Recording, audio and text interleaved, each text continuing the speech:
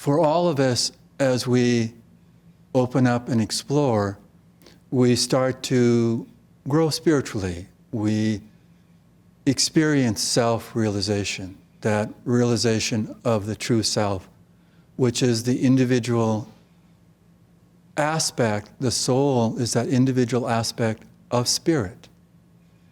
And as we grow in that experience, we start to shed the attachments and shed the karma of what we've brought with us in delusion, in the pulls of duality.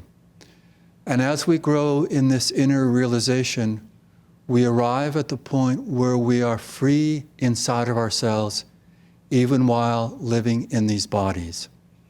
And this is the term referred to as being a jivan mukta in spiritual consciousness.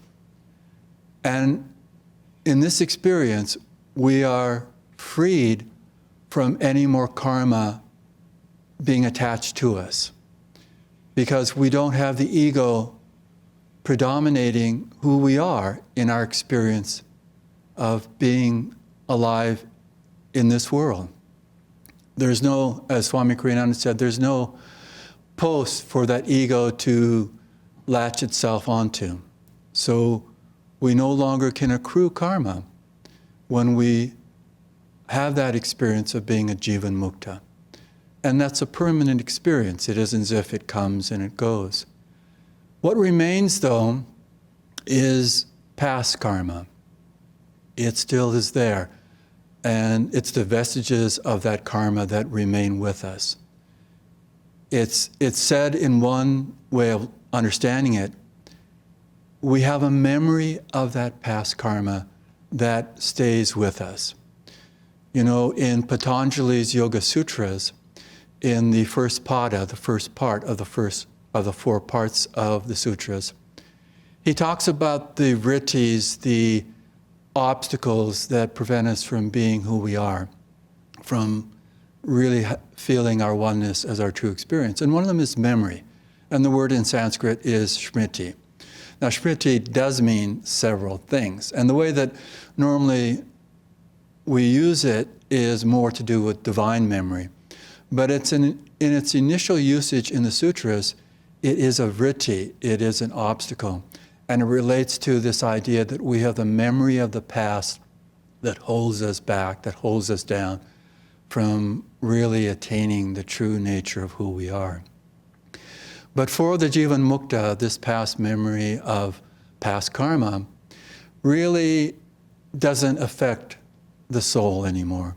And it can be gone in an instant if that's what is the right thing for that soul in God.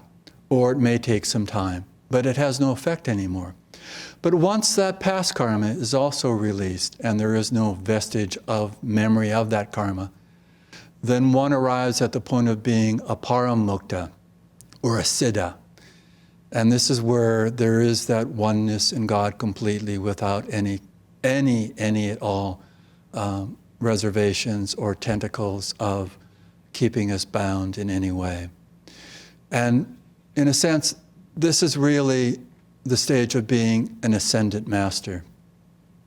And when that ascendant master, a paramukta, siddha, leaves the body and goes to be in that kingdom of heaven with the divine, then there are those great masters that, because of great compassion, because of great support for humankind, choose to be reincarnated and come to bring that solace, and more than solace, the divine support and grace to overcome all evil, all delusion.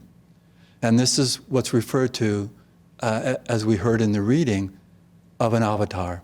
An avatar is the descent of the divine into human form again, for the redemption of all mankind.